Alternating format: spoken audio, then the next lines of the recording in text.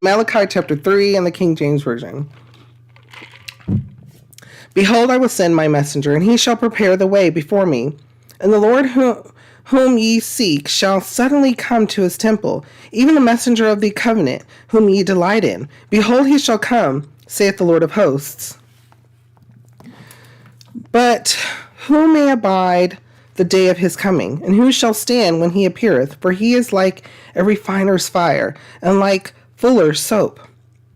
And he shall sit as a refiner and purifier of silver, and he shall purify the sons of Levi, and purge them as gold and silver, that they may offer unto the Lord an offering in righteousness.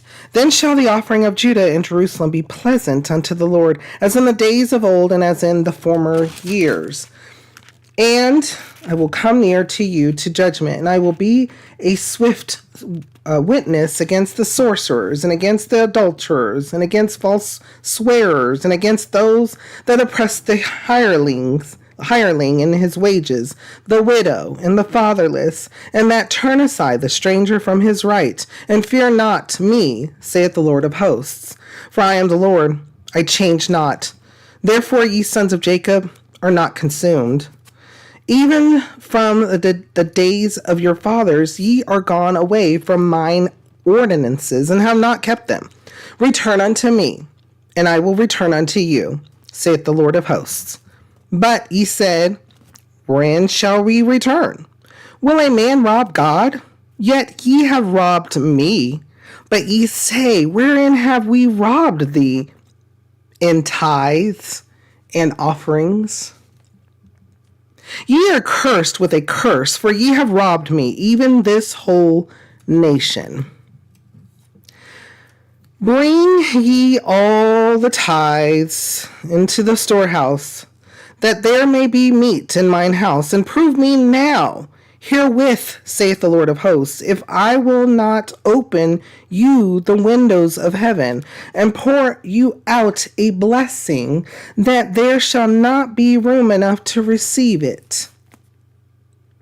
And I will rebuke the devourer for your sakes, and he shall not destroy the fruits of your ground, neither shall your vine cast her fruit before the time in the field, saith the Lord of hosts. And all nations shall call you blessed, for ye shall be a delightsome land, saith the Lord of hosts. Your words have been stout against me, saith the Lord. Yet ye say, what have we spoken so much against thee?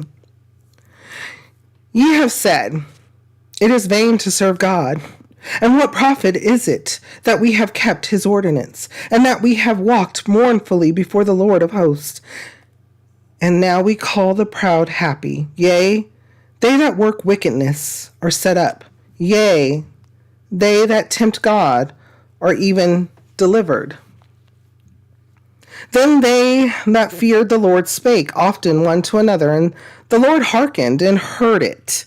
And a book of remembrance was written before him for them that feared the Lord, and that thought upon his name. And they shall be mine, saith the Lord of hosts, in that day when I make up my jewels, and I will spare them, as a man spareth his own son that serveth him. Then shall ye return and discern between the righteous and the wicked, between him that serveth God and him that serveth him not. Amen. Okay, so there was a lot here. Sermon upon sermon. Okay, so the first point is in verse 6. Because he's got to say it again. Bring past the present immediately.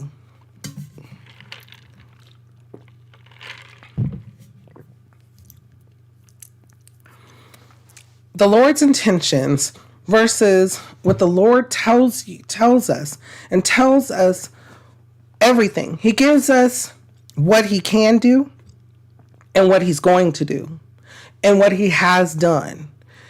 And he tells us that in his decisions, there is always justification. There's always something, because he is God and he is all power, all glory, all knowing, the good shepherd, the redeemer, the provider of our salvation, all holy. He is God, the Alpha and the Omega.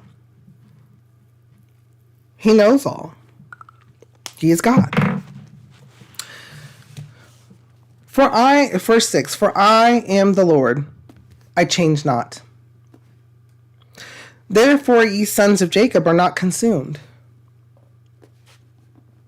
Therefore ye sons of Jacob are not consumed. His intentions, this holy book is a book of love. It is a book of love. Absolutely is there corrections in it. Absolutely does it cut to the soul asunder, because it is a reflection of ourselves. It tells us about ourselves. And now, recently and lately, I've heard something. I've heard something. Well, James, you are like, just God is love. I have to pause.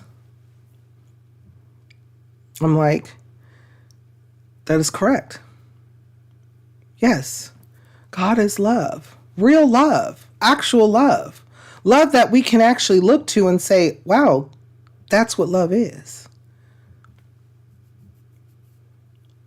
Well, God is these other things too. He has these other things happen.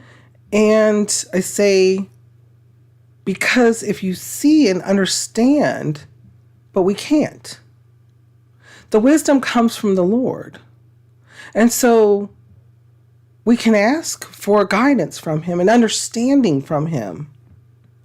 For I am the Lord, I change not. Therefore ye sons of Jacob are not consumed.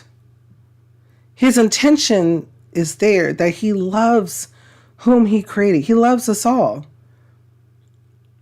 When we get to Revelation, we'll understand that that thing that was created, that lake thing, there was no intentions for certain things to happen. But because of the decision, because of that will, that free will, that he says, hey, I love you, but I'm not going to force you to love me back.